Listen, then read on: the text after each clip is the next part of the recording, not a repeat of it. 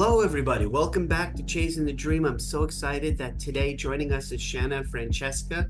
She's a speaker and a writer and an entrepreneur, and she's been interviewed on more than 125 podcasts, published in Medium, Authority Magazine, Shout Out LA, and Emotional Intelligence Magazine. And what really resonated with me when Shana and I had spoken previously, she helps people to live more joyful and connected lives through the principles of life design. And we're going to dive into that. Shana believes that our present and future are transformed when we infuse our lives with intention and we design our lives to realize the power in accepting ourselves as the author of our story. So Shana, welcome to Chasing the Dream. Yeah, thanks for having me. I appreciate it. Not at all. Not at all. I'm so excited to dive right in. And what I'd love to do, just right out of the gate, is the last time we spoke, you kind of said many things that resonated with me, but I wanted to see if we could start out with the clarity in which you speak so often about recognizing the impacts of our actions on others and being intentional in terms of the way that we show up better. And I was just kind of curious if you could share where that came from, like how that's such a formative Yeah. aspect of your value construct. Yeah, it's so valuable and important because I grew up in an environment where I was held overly accountable and people's in position of power were not held accountable really at all. Um, and so I saw and felt and lived and experienced firsthand that that isn't relationship, that is abuse and exploitation, right? So when someone is continually doing things that they decide are helpful for you, but are actually harming you, or they're doing things that they know are harming you because you've told them, and they either are dismissive about it or say okay but don't change their behavior, and they continue to do things knowingly that harm you and take no corrective action or put or take the time to get curious and learn more, to create accountability partners, whatever it is that's necessary to help alter their behavior so they're no longer harming you. That is not relationship, right? And or it is at best harmful relationship, right? And so coming up in an evangelical Christian cult and an abusive household, I experienced firsthand how disconnected it really makes us from one another when we are unwilling to take accountability. And I think that many people don't realize that much of their feelings of loneliness and disconnection are because of their lack of willingness to be invested in accountability. You speak, you and I have spoken at length about the power of this idea of accountability. And it's one of your three tenets in addition to Yeah. being naturally curious and having respect. And I sure would love to know why those are so central to your ideology and also how you apply that in your consulting work with other Yeah. people. Yeah. So when I left the cult at 26, over those next 3 years, I was really just trying to figure out what questions to ask, how I could show up in the world. I didn't even know what was possible. There were so many layers of um, like disconnection from the world around me. I had no idea what the world actually looked like because I had always seen it through a veil, through a filter, through propaganda, right? And so there was a lot of fear for me, and I had to kind of work through that and start building relationships with all kinds of different people and learn to trust people. So that was like the first 3 years. Then I kind of had my feet under me a little, enough that I could really trust myself to say, hey, I want to start like a book club. I want to start diving into things. I want to start questioning the constructs that exist in my mind and questioning the constructs that are forcing my perspective of the world, because I knew my perspective was really. And so I started reading. I started a book club to help my accountability around reading. That book club still exists, by the way. It's been more than a decade, taken on a few different forms, and there's different people, but it's just a beautiful, amazing thing that's part of my life. But in all of my study, then I started really pulling in like how do we lead? who are leaders who have successfully led cultures and environments and organizations where people feel honored and respected? And then how does that affect how they show up as a human being? Like I just started asking a plethora of questions. And ultimately, it kept coming back to my pattern recognition kept picking up on a few things that the cultures of certain organizations or the way that somebody fostered relationship around them were the same. And it came down to their level of curiosity about the world around them, the way that they honored and respected the people around them, right? And how that curiosity led them to understand how to respect the people around them.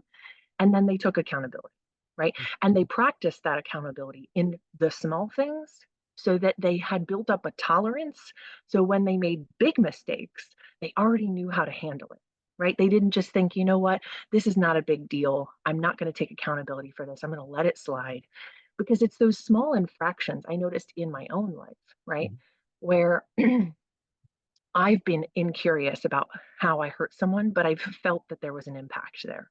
And there's times when I knew exactly what I did that impacted someone. And I thought, well, it's not that big of a deal, or I felt too uncomfortable to have a conversation about it.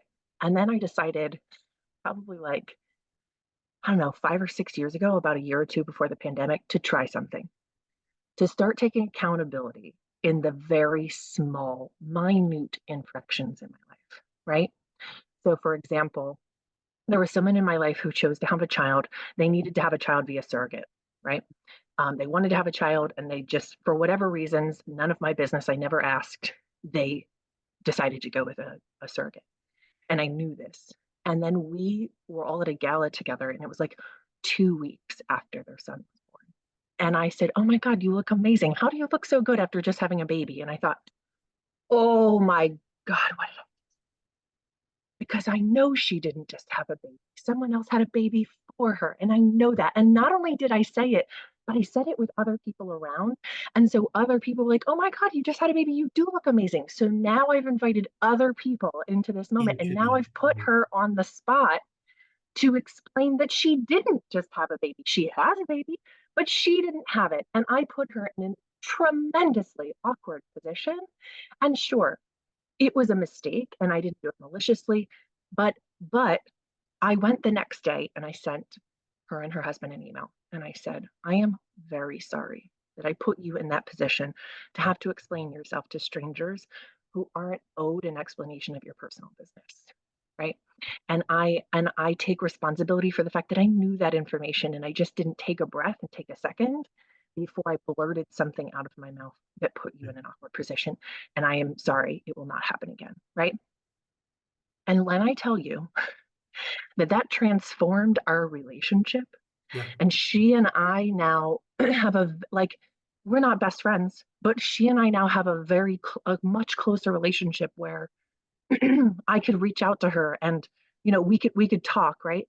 And before that, our relationship was just like, hey, at events, right? I could call her right now and I could say, hey, I need something, or like, do you need something? Or we could really have an impactful, meaningful conversation because she knows she can trust that if I mess up, I'm going to take responsibility, right? I'm not going to leave her with that baggage. Right.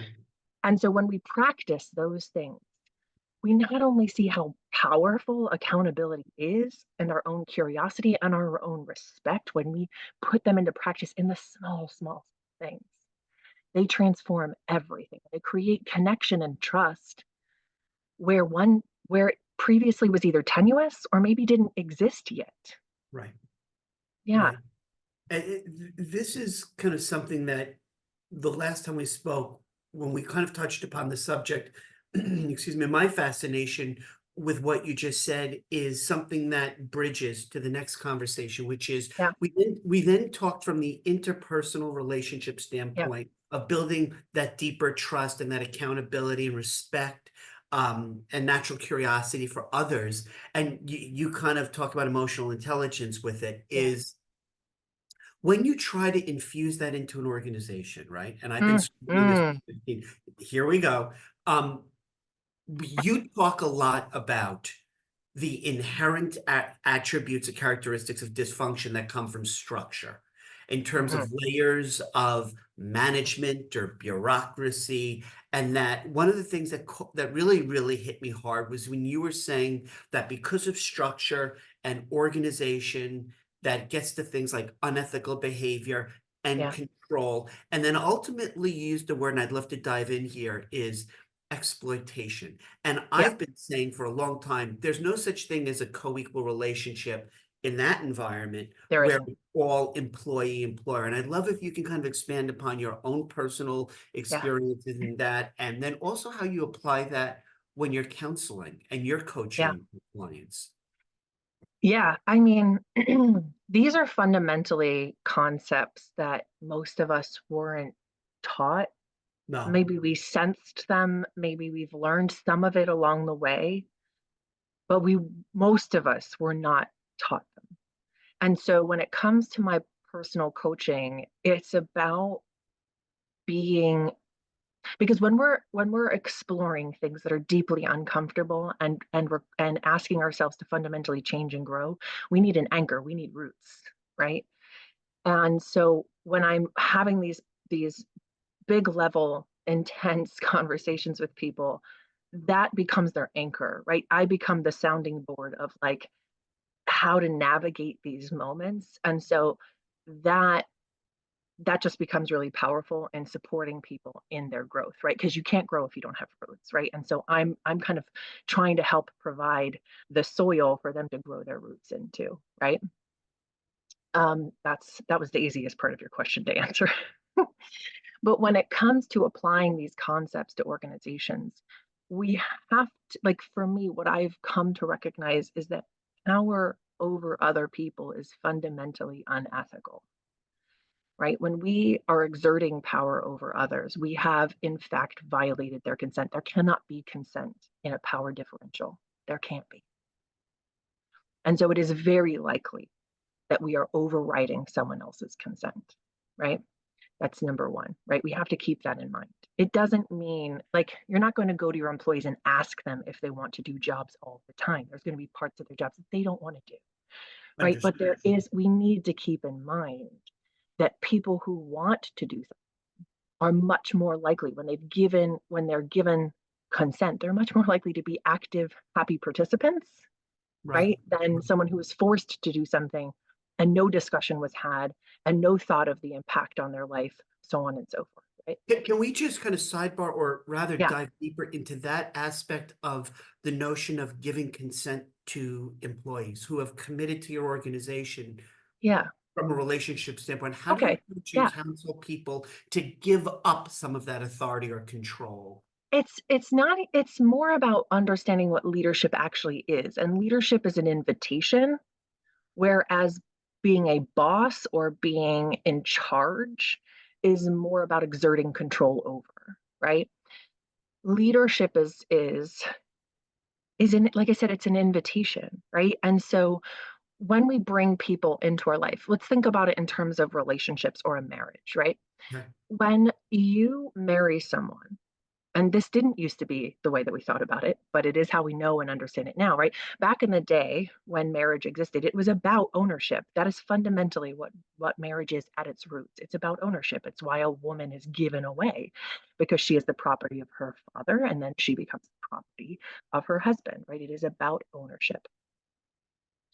And then we transformed and understood that that was fundamentally unethical, right? And you cannot own another human being. And just because they say, I want to spend my life with you, doesn't mean you own their life. That's slavery. That's not partnership. So we have shifted now our understanding and we recognize that marriage is about partnership. It's about shared responsibility. It's about shared experience, right? It's about sharing, not about controlling, right? And it is Right. the same way, that's the same shift, ideological shift that's happening in leadership right now. In the past, employers felt simply because you said, I'm going to work for you and they pay you that they owned all of you.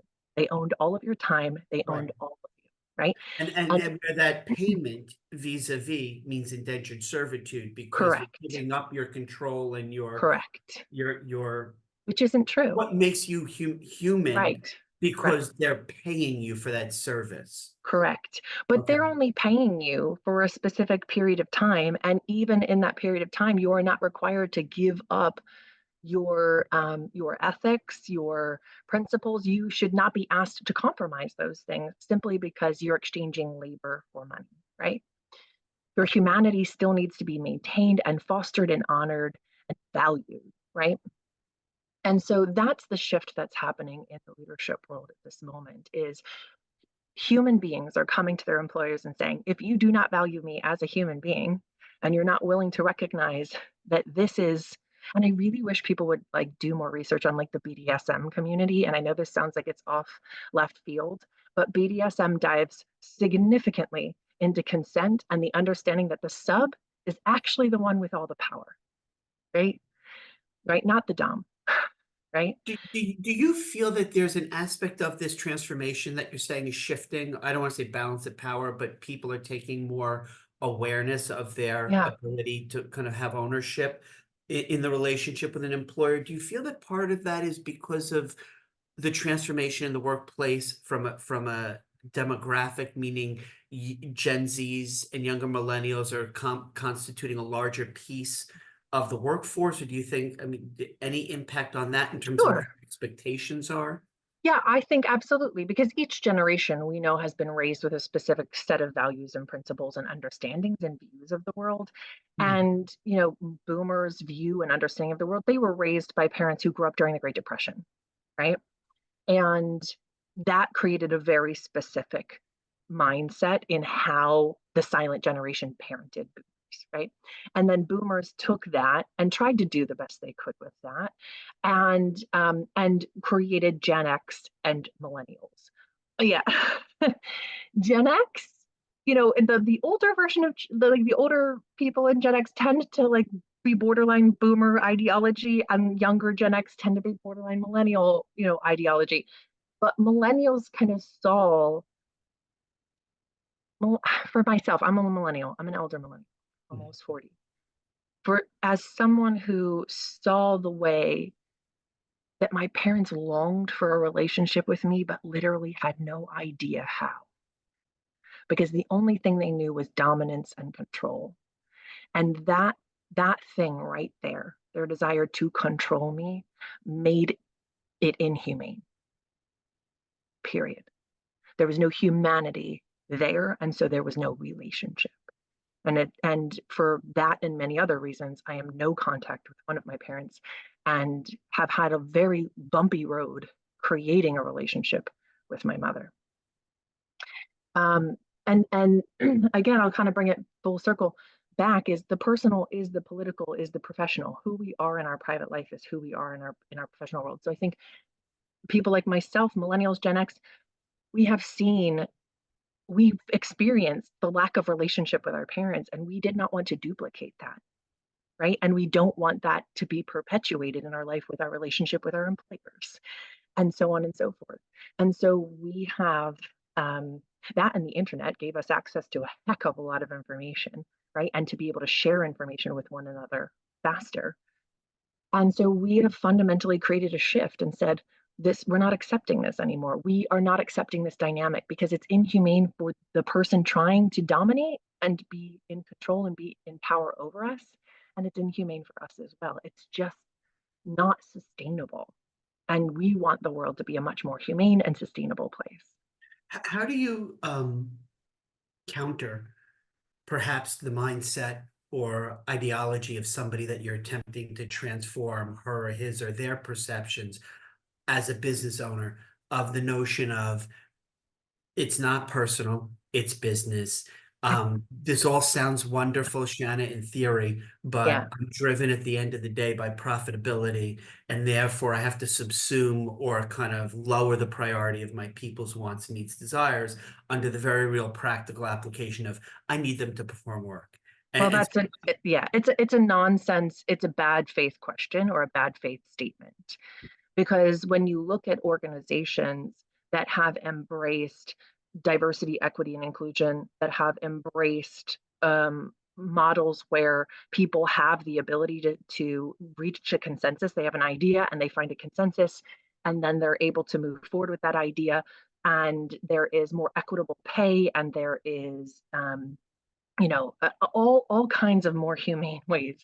We see that those organizations are extremely profitable, Oh, sustainable, I right? I agree. I spent And a so, decade and researching, but that's right, my question. exactly. But people Yeah, come to the table and they think, and that's part of the problem is, okay, what you've been doing has been driving profitability, but you right, wouldn't be coming to me if you didn't see a problem, if correct. you didn't notice that your profitability is declining, and or your ability to retain great talent, or to even invite great talent, to even get them in the front door, maybe your profitability is sustained by stagnated wages, by a whole bunch of things that are inhumane. And so you see the writing on the wall. You're not coming to me if there's not a problem. So your typical opportunity to engage in that meaningful conversation is driven by they're seeing a problem in their Sometimes, organization. sometimes, if somebody's coming to me with that specific mindset, yes, it's because they see a problem. There are Okay. other people who come to me and already know that they want support in continuing the work that they're already invested in doing, right? They are looking to continue and perpetuate the conversation from different perspectives, because they understand that diversity in all things is important, right? So we could have a specific view and mindset as an organization and say, this is good, this is working, this is healthy, but diversity is ever expanding, right? And so, like, you're going to want to continue to bring in fresh ideas from people who are viewing things just slightly different, so that you can continue to grow and foster life as an organization. So I'm brought in to perpetuate work, but I'm also brought in to instigate the work. So I'm hearing, if I'm not misunderstanding, that in that mindset, diversity, equity, inclusion is not a box to check on a No, list of I need to do that, because I'm hearing what you're saying is the notion of diversity, equity, inclusion is an organic thing that's kind of evolving. And I guess with that comes another letter, the letter B for belonging. yeah, And how do you kind of manifest that? How do you coach that? Because yeah. again, depending on your audience, this is, I have found, a very difficult message. Yeah. So I am not specifically a DEI educator, but DEI absolutely, in a Venn diagram, DEI and Mhm. my work absolutely are conjoined, right? Uh-huh. And so it's a matter of me. So when I have these discussions, I'm talking about how curiosity, respect, and accountability foster relationships. And that's relationship with ourselves and the world around us, which then helps us to build healthy community, right? And an organization is a type of community, and a community is a type of ecosystem. And an ecosystem is not represented with homogeneity. An Mhm. ecosystem is a variety of types of life coexisting in a space together, right? Supported by the weather and the landscape. That's how National Geographic defines it as a geographic area where a multitude of life of organisms live together, supported by the landscape and the weather, to create a bubble of life. Now, that is the goal. How do we, because in a bubble of life, success is guaranteed, right? Mhm.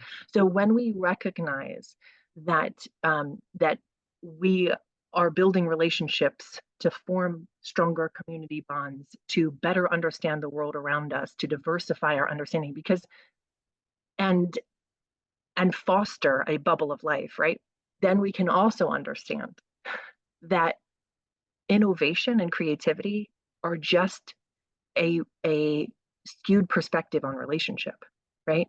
So it's us taking two things that we previously thought, or a variety of things that we previously thought are disparate, and finding a new relationship between them. That's what innovation is, I right? hear, I hear a strong correlation in this analogy of, and I may be missing this, but this is the way I'm catching Go it, ahead, go for is it. the bubble of life in the sense of community is in many real applications, at least it sounds to me like culture. It sounds Uh-huh. to me like It's not manifested in culture. Yeah. it's not the stated or desirable, it's the actual culture. And then when Yes. you talk about the weather patterns and the landscape, I'm hearing about external environments that Yeah. of Yeah. So for me, I look at leadership as creating the foundational vision, right? And that being the landscape. And then the actual culture is the weather, right? Is the weather that's helping to foster the life. Yeah. And so when we understand leadership to be foundational and supportive rather than oppressive, right? And controlling, now it becomes a very different thing, right? Now it can foster a bubble of life when it's foundational and supportive.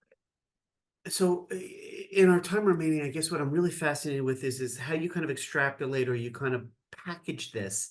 And I know that's a very inarticulate word, but how do you package it in terms of a core framework for when you're working with a client that says, I really want to transform the nature of my bubble? Like, Yeah.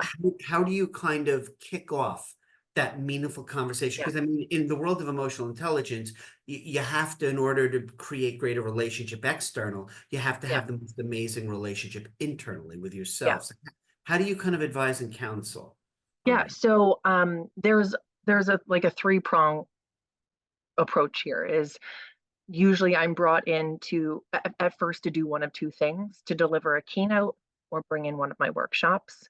Mhm. And then at that point, someone realizes the way that this could really Right, transform everything right. inside of their organization. And then they're having me give a keynote to their people, or specifically maybe their leadership team.